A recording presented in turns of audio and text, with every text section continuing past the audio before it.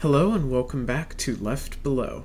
In an age of too big to fail media properties, so few still have so many competing pressures applied against them as the Star Wars sequel trilogy, such as had to make it marketable in China, incorporate where the films had never been characters right alongside the classic avoid actors both in messaging and in content. Woo! Enough to make your head spin, huh? The regularly cited flaws of the sequel trilogy, a lack of direction or feeling like parts of it were designed by committee, come from these competing pressures. Production problems have a role to play too, and the last-minute changes to Rise of Skywalker in particular throw off how to analyze the sequel trilogy the same way as, say, the prequels, which at least were united under Lucas's singular vision. But I'm not really here to talk about the death of the author. Some of this stuff is definitely text and drop-dead obviously meant to be communicated to the audience, but some of it's conjecture from my end and just a reflection of how the pieces happen to fit together. And all that is to say that the Star Wars sequel trilogy is about tension and balance, specifically the balance between past and present. My theory is that the whole sequel trilogy plays out as one big Hegelian dialectic. And a note from editing left below here, you can find a link to a broader description of what a Hegelian dialectic is in the video here or in the description below. It really is boiled down to what is presented here in the video, though. Thesis, antithesis, and synthesis. Obviously, massive oversimplification, so again, feel free to bounce out if you want to learn more. I encourage it. TFA is a thesis, TLJ is an antithesis, and TRoS is a synthesis between them. First off, we have the thesis. Do not allow the past to trap you. The Force Awakens is the film for this thesis. On the production side of things, Disney's demand was to restore confidence in the film franchise after the very divisive prequel trilogy. The creative direction seemed to be to recreate A New Hope in broad strokes. There's the obvious planet-sized parallels starting with Starkiller Base, going on to the helmeted Dark Lord, the desert orphan with special powers who dreamt of more. The only thing beyond incidental details making The Force Awakens really stand out from A New Hope, though, is the heavy shadow of the past looming over the whole film, the involvement of Han and Leia, the legacy of Darth Vader, and the disappearance of Luke. When you stop to think about it, it's really kind of meta. J.J. Abrams and the Lucasfilm Story Group made a movie whose story reflected the situation they were in, a movie about a world trapped in the past and secretly desperate to move on. This warning starts at the very first screen. The fact that the Resistance is apparently at a standstill just because Luke Skywalker is missing is kind of pathetic, really. The need for the Jedi in canon is pretty well established, but as far as the opening crawl goes, Luke is needed for the fight against the First Order, when in reality the Resistance is quite capable of standing on its own, at least for now. But beyond the opening crawl, the theme of the dangers of being trapped in the past permeates every major entity in the film, the places, the political units, and the people. For the places, let's start with Jakku.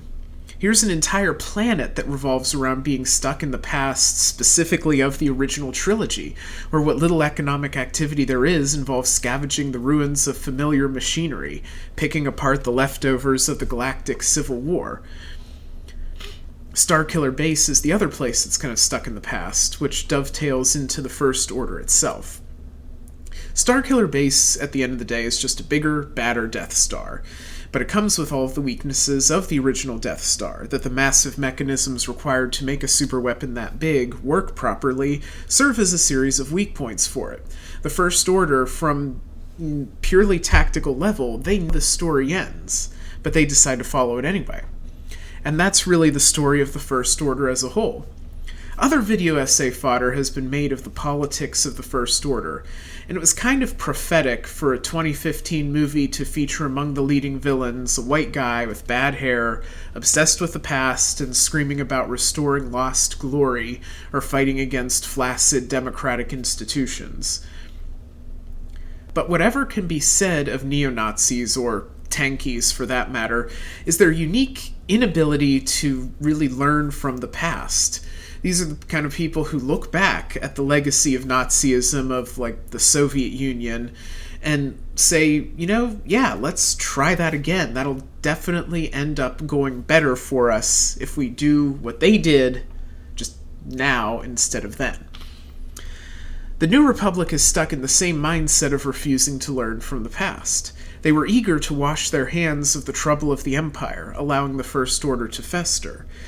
The New Republic repeats the mistakes of the old in lacking the willingness to deal with bad actors.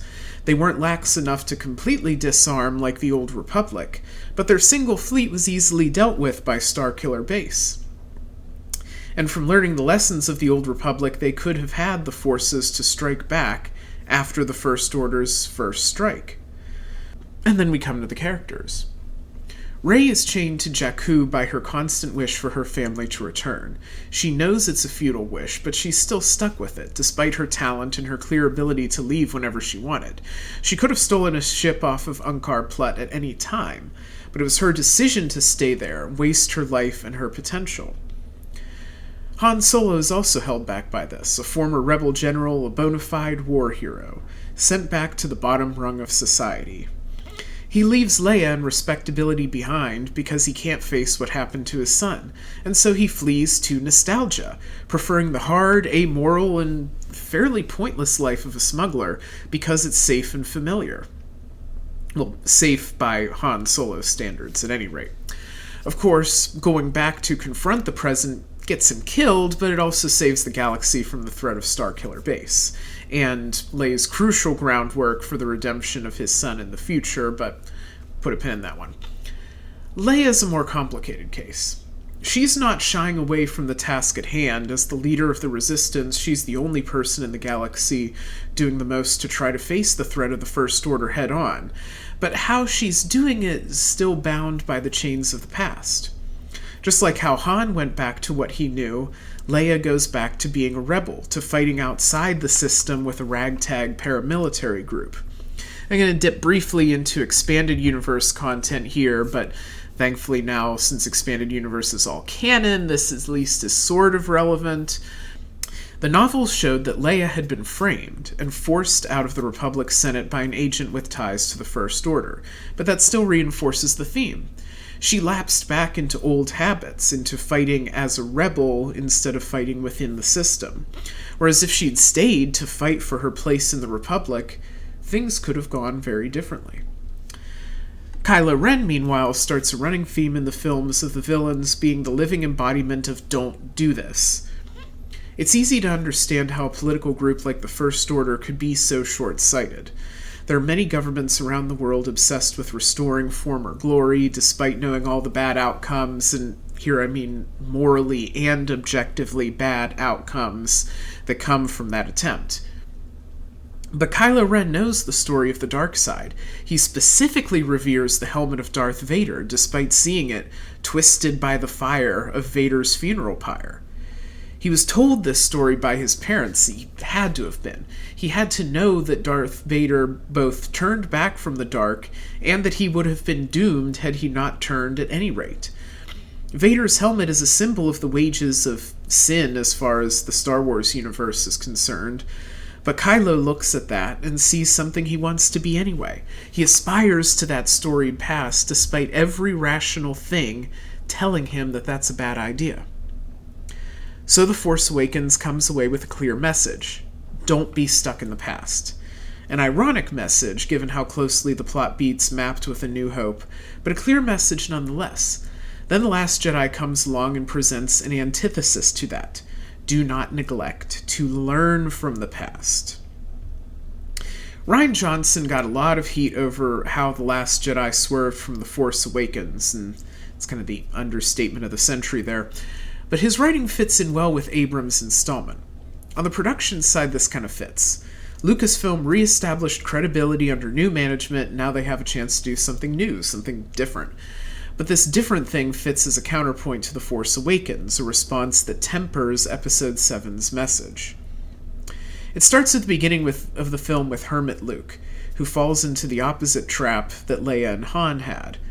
The other two suffered trauma and retreated into old habits, but Luke's response to trauma was to cut himself off from everything and everyone he knew, and that was just as destructive as retreating into familiar old habits. He lost Han because he wasn't there to help him confront Kylo Ren. There's a better theme for The Last Jedi than fitting in with the rest of the trilogy, and that's about the power of connection. Connection to the past is only one of the connections that the film touts, but the past is what gives us our connections, our anchor. It makes us who we are. We are what we have experienced. What Luke did could be called rejecting the past, but it's also a rejection of all his connections and obligations, and doing this leads to tragedy. The importance of connections is a better through line for the different character arcs because it also applies to Finn and Poe as well. Finn's story leads up to Rose's line about protecting the people you love instead of fighting against the things you hate. Finn fled from the First Order because he knew he didn't want to fight for them, but he was aimless until he knew what he wanted to do instead of what he didn't want to do. Poe's arc is focused on him needing to learn the importance of protecting the lives of his friends over killing more of his enemies. The Pyrrhic victory at the start of the film, where he leads a raid that wastes the Dreadnought but gets all of their bomber wing wiped out, is a good example of this. The middle of the film is sloppiest about this theme, and kind of in general. The subplots for Canto Bight and Vice Admiral Holdo both stumble over this. To preface, I really don't want to set off any fandom menace red flags. These sections are sloppy mainly for how they fit into the character arcs set up through the film. Purple Hair Lady good, Kelly Marie Tran got treated terribly, Brie Larson is fine, and... wait, getting off track here. For Canto Bight, Finn's arc is about him growing from a conscientious deserter, running from his past, to a rebel fighting for a cause. But midway through Canto Bight, he's already more or less committed to the Resistance cause, and DJ doesn't present any kind of temptation for that. Because of this, Del Toro's character is a prop, and really could have been replaced by some sort of secret First Order decoder chip. His thematic importance is to present the temptation, DJ, don't join. But by the time he's having that conversation with Finn already knows better. So, what's the deal? Holdo also trips over the theme that they're trying to work with. Her story only works because of her insistent need not to disclose her plan. Poe's lesson isn't really stop and think things through, or even listen to authority, listen to the input of others who may know better than you.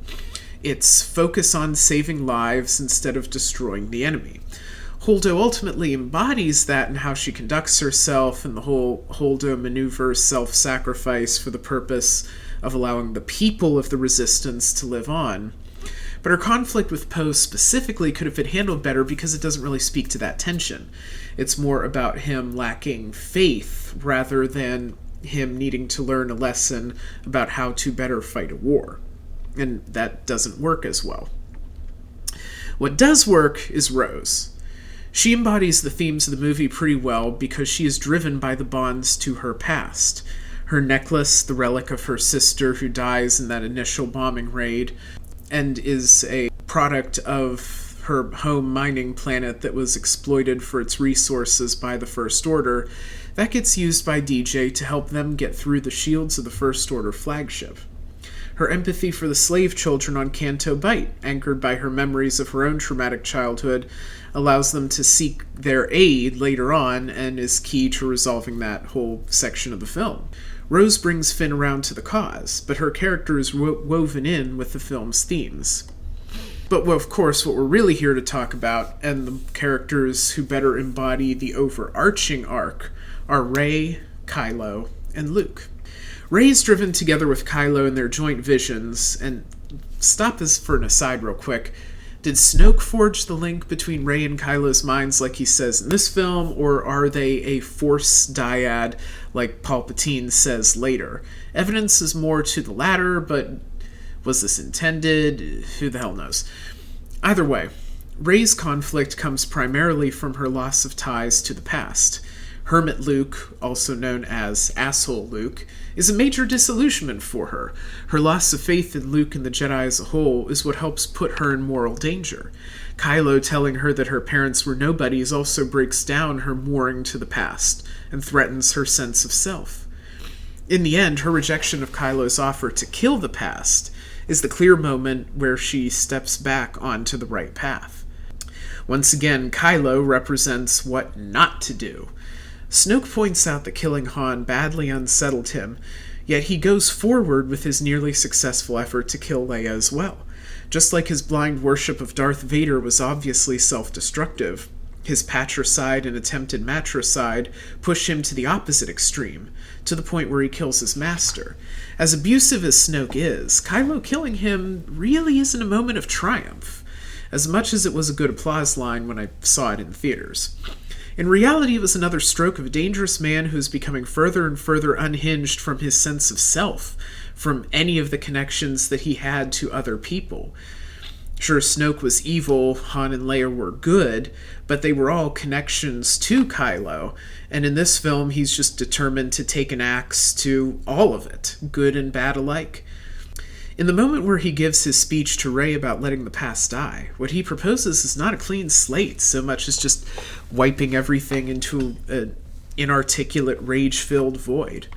Luke is the capstone of all of this. In his loss of faith in himself and his disconnection from the Force, he leaves behind everything he values and anything he could fight for.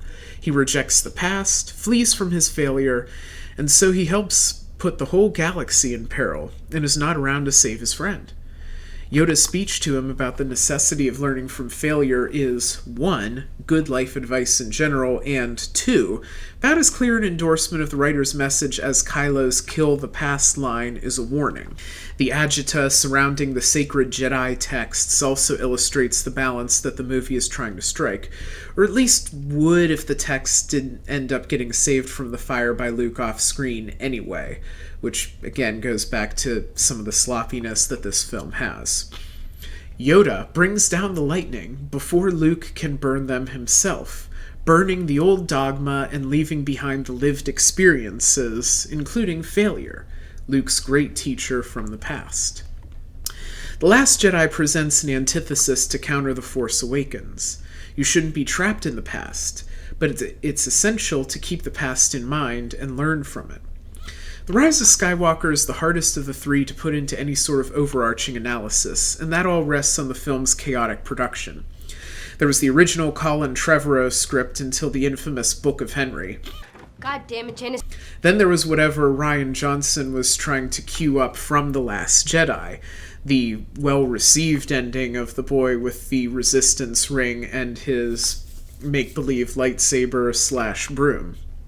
In the end, there was what we got from J.J. Abrams, delivered on short notice and allegedly plagued with rewrites up through the 11th hour. But by design or by blind chance, The Rise of Skywalker does have something to say that fits in with the other two. While the first film warns against being stuck in the past, and the second film touts the value of learning from the past, the third movie synthesizes those two positions to emphasize the importance of passing the torch. Like the other two, you can see this theme running through the heroes and villains of the story. All of the classic old heroes demonstrate their ability to move on, to pass the torch on to the next generation. The new generation of heroes are the direct beneficiaries of this. Luke dedicates himself as a Force ghost to training Rey, and previously he'd given up his life to protect her and the others in the Resistance from certain death. He's not concerned with this legacy or even his own survival. He's just concerned about making a better world for the next generation. In a twofold effort, Leia and Han give up everything for their son. Leia reaches out across the stars, exhausting her waning life force to touch Kylo's mind at a critical moment and prevent him from taking the edge in a fight with Rey and killing her, which would have cemented his fate down the dark path.